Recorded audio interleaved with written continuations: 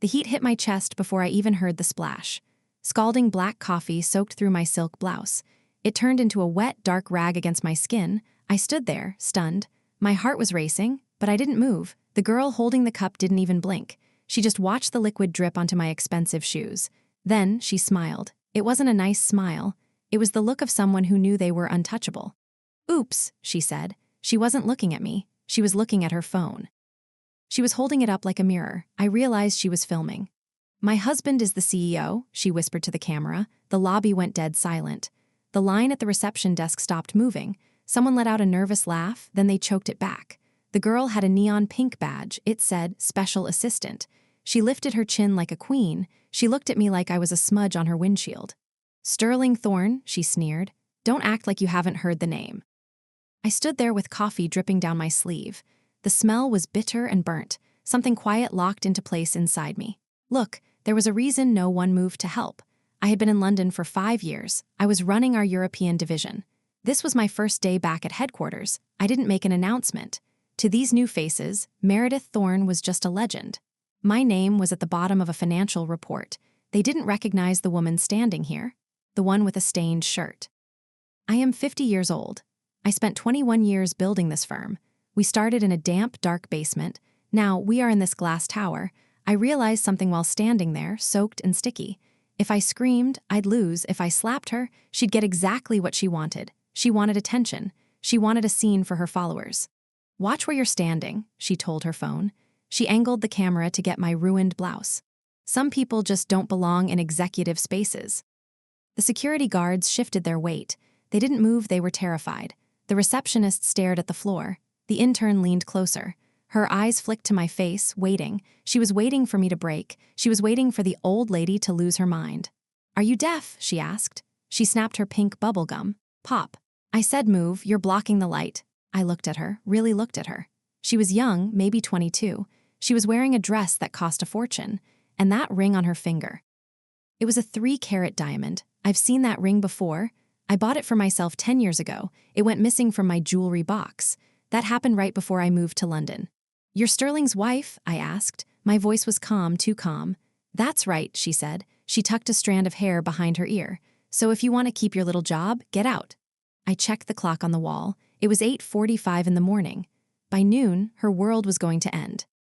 Chloe didn't put the phone down. She adjusted her grip tighter. She made sure the ring light was blinding me. "You guys see this?" she asked her audience. Her voice was fake and sweet. Just another bitter woman trying to ruin the vibe. I stood perfectly still. The coffee was cooling, a cold weight against my ribs. I didn't wipe it away. I wanted every person in that lobby to see it. I wanted the cameras to record everything, every single second of this disaster. "I'm sorry," I said. My voice was flat, empty. I didn't give her the anger she wanted. Chloe blinked, her smile twitched for a second. "For what?" she snapped. Her confidence was starting to crack. "For the mess," I said. I stepped back to give her more room. I was giving her enough rope to hang herself. She was reaching for it with both hands. She laughed, a sharp, jagged sound. She turned back to her live stream. "She's apologizing, can you believe it? She knows she messed up." She looked at the security desk. She didn't just look, she commanded. "Security," she shouted like I was a stray dog. "Remove her, now." 2 guards stepped forward. I knew the one on the left. His name was Arthur. He'd been with the firm for 15 years. He had a solid build and tired eyes. He looked at my face, then my bag. I saw the moment he realized. His eyes went wide for a fraction of a second. The younger guard was different. He was looking at that neon pink badge. To him, that badge was God. It was an executive access pass. Only 5 people in the company held one. I was one of them. Sterling was another. How did she get her hands on one? That question would cost someone their career. "Ma'am," Arthur said. His voice was careful, hesitant. He wasn't touching me. "We just need you to come with us." "See?" Chloe chirped to her camera. "This is what happens when you don't know your place." I didn't argue.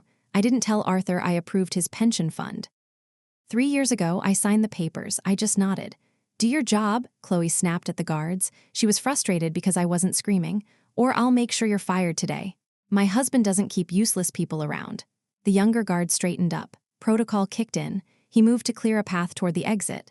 A woman from HR brushed past me. She didn't look up. She just whispered, "You should leave. This isn't just drama." She is backing on the board. I almost smiled. The board, I was the board. Chloe followed me to the glass doors. She was still narrating. Look at her, no fight at all, typical. I paused at the threshold. I looked at her one last time. She thought she had won. She didn't realize the truth. The electronic lock was about to click shut. Her life was over. I walked out of those glass doors with my head held high. The cold Manhattan wind hit the wet silk of my blouse. It felt like ice. Sticky, bitter-smelling ice clinging to me. I didn't head for the parking garage. I wasn't going to hide. I crossed the street to a small, quiet cafe. It sat directly opposite the main entrance. The windows were floor-to-ceiling glass, perfect. It was the perfect spot to watch the empire I built. I watched it rot from the outside. I sat at a corner table. I didn't even order a drink. I just pulled out my phone. My fingers were steady, but my mind was a storm. I dialed a number I hadn't used in 3 years. It was the direct line for Arthur Vance. He was the head of legal at Thorne and Associates. "Arthur," I said when he picked up. "It's Meredith." There was a long silence on the other end. I could hear him breathing. "Meredith, I thought you were in London until next month." "Change of plans," I said. I looked out the window. "I need the audit logs for the Western project. I need them 5 minutes ago." I can't do that," Arthur whispered. He sounded like a man looking over his shoulder. "Sterling put a lock on those files. He said they were for his eyes only." I leaned back in my chair. A group of young executives walked past the window. They were laughing. They had no idea their world was about to shake. "Arthur, listen to me carefully," I said. My voice was like a razor. "Sterling Thorne is the CEO, but he doesn't own the firm. The Thorne Trust owns the firm, and I am the sole trustee." I let that sink in. "He doesn't sign your paychecks, I do. Now, send me those logs." 2 minutes later, my phone buzzed. A PDF file appeared on the screen. I opened it and started scrolling. My blood turned to liquid nitrogen. Sterling hadn't just been sloppy, he had been greedy. Millions of dollars were being diverted. They were going to a shell company called C Holdings, C for Chloe. My husband was using my family's money. He was buying his mistress a life with our blood. Our company's heart was bleeding out. Just then, a black SUV pulled up. Sterling stepped out. He looked perfect. His suit cost more than most people make in a year. He stopped at the door. He checked his $50,000 Rolex. He polished the glass on his sleeve. It was his signature move, his tell. It meant he was feeling powerful. He had no idea I was watching him. He had no idea his wife in the lobby was a lie. He was about to meet his ghost. "Look, I've been patient for 21 years. I supported him, I pushed him. I gave him the crown. Now, this is the best part." He thinks he's playing a game of chess. He thinks he has trapped the queen, but he forgot one very important thing. I didn't just play the game, I built the board, and I was about to flip it over. I was going to watch every piece shatter. The coffee was cold now. It was a heavy, wet weight against my ribs. It smelled like burnt beans and betrayal. I didn't care. I watched Sterling through the cafe window. He walked through the lobby like he owned the air. He didn't look at the guards. He didn't look at the staff. He just adjusted his $50,000 Rolex. He looked at the time like he owned every second. He was a man who thought he had already won. He was wrong. Look, 21 years is a long time. I remember when we shared one desk. We had one laptop with a cracked screen. We ate cold pizza in a damp basement. He was hungry then. He was ambitious. Now, he's just greedy. He traded his soul for a penthouse view. He traded me for an intern who snaps bubblegum. My phone buzzed on the marble table. It was an encrypted text. It came from an unknown number. "Check the subledger for the Fifth Avenue renovation," it said. "The numbers don't add up." It was Rachel. She was the quiet one in the accounting department. Sterling always called her the mouse. He thought she was too timid to matter. He forgot that mice live in the walls. They see everything. They hear every secret. I opened the file she sent. My heart hammered against my chest. The numbers were a disaster. Sterling hadn't just been sloppy. He had been systematic. He was skimming millions from our biggest projects. He was funneling it into a shell company called C Holdings, C for Chloe. He was funding her lifestyle with my company's blood. He was stealing from the very trust I created. He was stealing our future. Now, this is the best part. He thought he was the only one who could see. He thought everyone else was just a pawn. He thought I was trapped in London. I wasn't going to just go back in and scream. That's what he expected. He wanted a hysterical ex-wife narrative. He wanted to look like the victim. I wasn't going to give him that pleasure. I was going to wait. I wanted the room to be full. I wanted him to be at his most comfortable. I was going to wait for the lunch rush. Here's the thing about people like Sterling. They get sloppy when they feel safe. I messaged Rachel back. "Find the transfer logs for C Holdings. I need the smoking gun." I saw Chloe through the glass window. She was laughing, her mouth wide. She was still holding her phone up. She was showing Sterling the comments. Sterling patted her on the shoulder. He didn't care that she humiliated a woman. He thought he was untouchable. He didn't realize I was the one who gave him power. And I was about to take it back, every single bit of it. I stood up from the cafe chair. I smoothed out my damp blouse. Felt cold, freezing against my skin, but I didn't care. I walked back across the street. I stood right outside the glass doors. I pulled out my phone. I dialed a number that very few people had. It was Sterling's private line, not his office line. I gave him this number the day he was promoted. He picked up on the third ring. "Meredith, I'm in the middle of a merger," he snapped. I could hear the arrogance in his voice. I could almost hear him checking his expensive Rolex. "Whatever you want." "It can wait. My assistant says there's some crazy woman in the lobby. I have to deal with it now." Look, this is the best part. I leaned against the glass door. I watched him through the window. He was standing near the elevators, looking important. "Sterling," I said. My voice was like ice. "The crazy woman is standing 3 feet from your mistress, and she has the Thorn Trust ledger in her hand." He went dead silent. I watched his hand go to his throat. He started looking around like a trapped animal.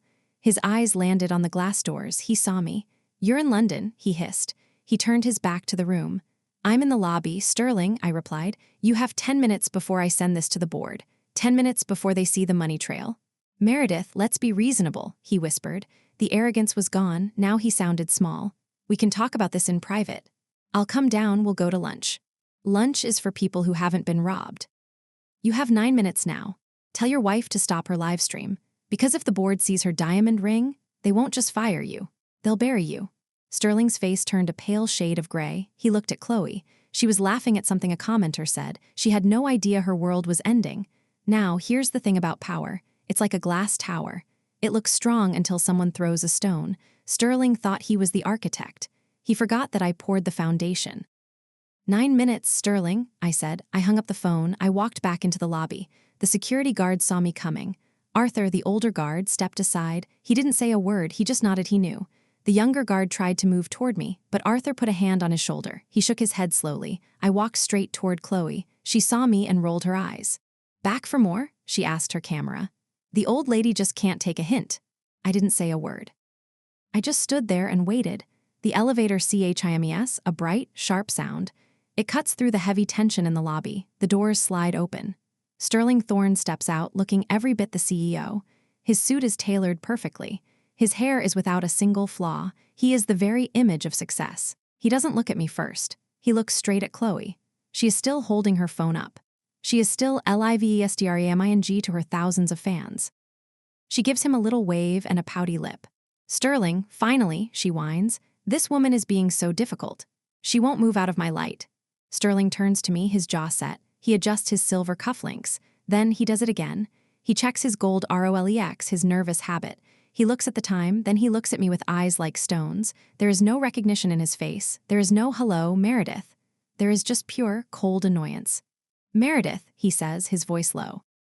"Go home, you're making a fool of yourself. We will talk about this at dinner." Look, I almost laughed out loud. Dinner? He thinks we will sit down over wine. He thinks we will talk about his mistress. He thinks I can be managed like a junior. "I'm not tired, Sterling," I said. I stood my ground, unmoving. The wet coffee was starting to itch, but I didn't care about the stain anymore. Sterling's jaw tightened until it clicked. He checked his watch again. He was losing control of the room.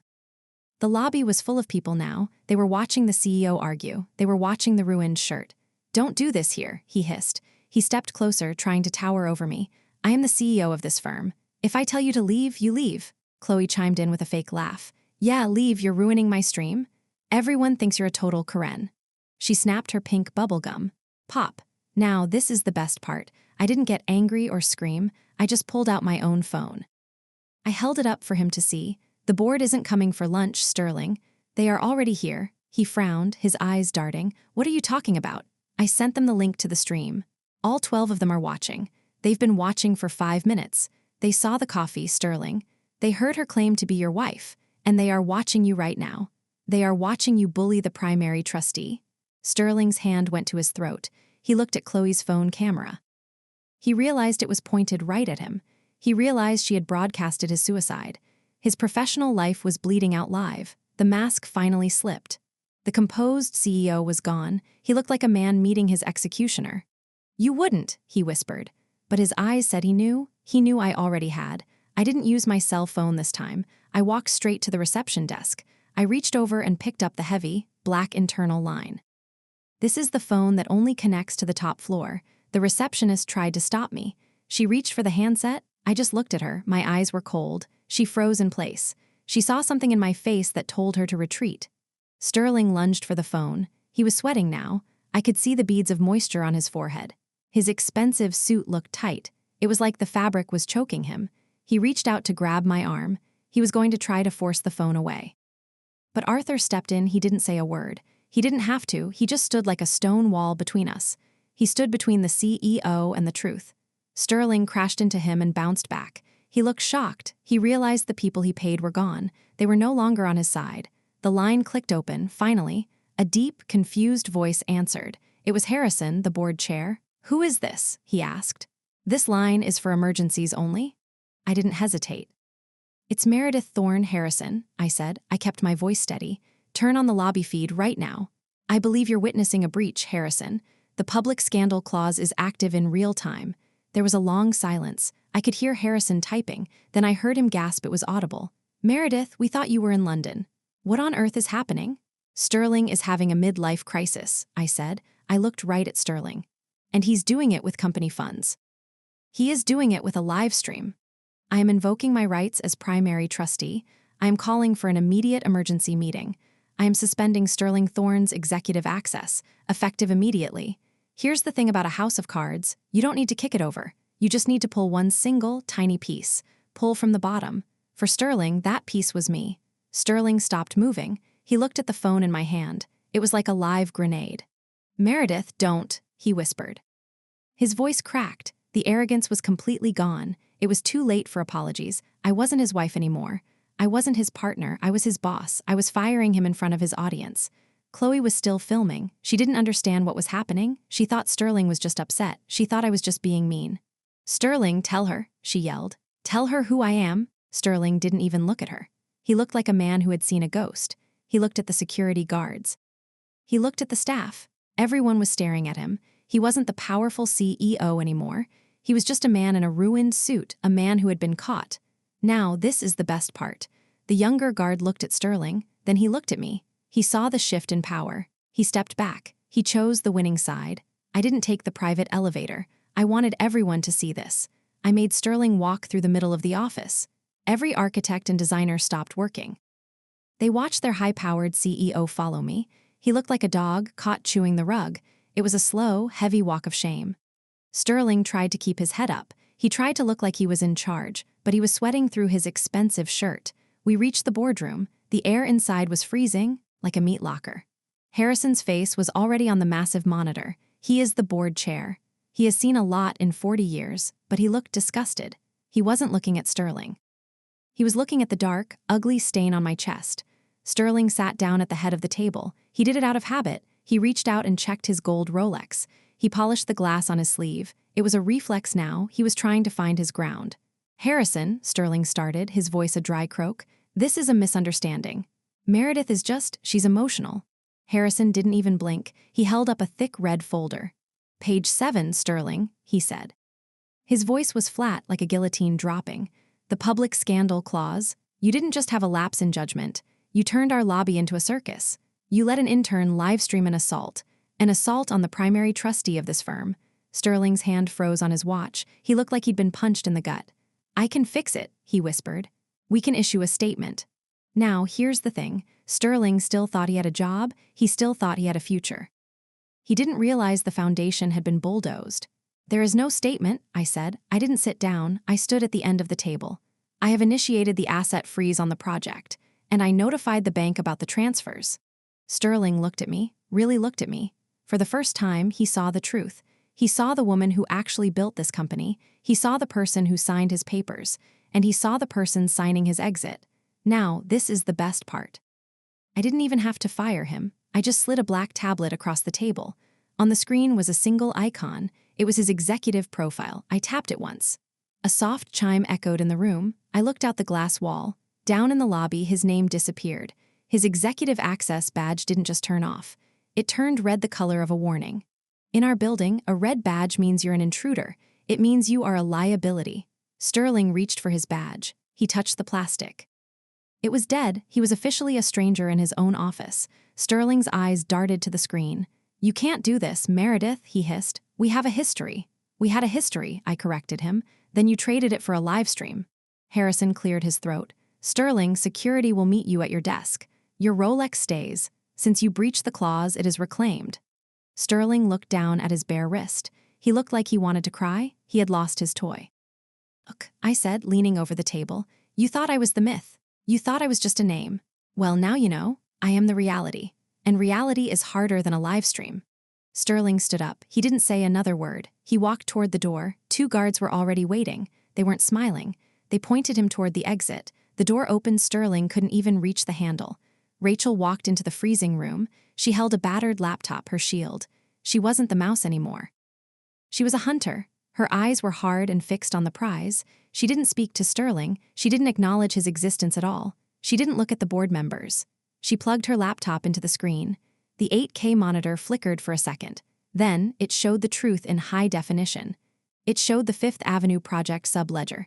Millions of dollars were moving, silently.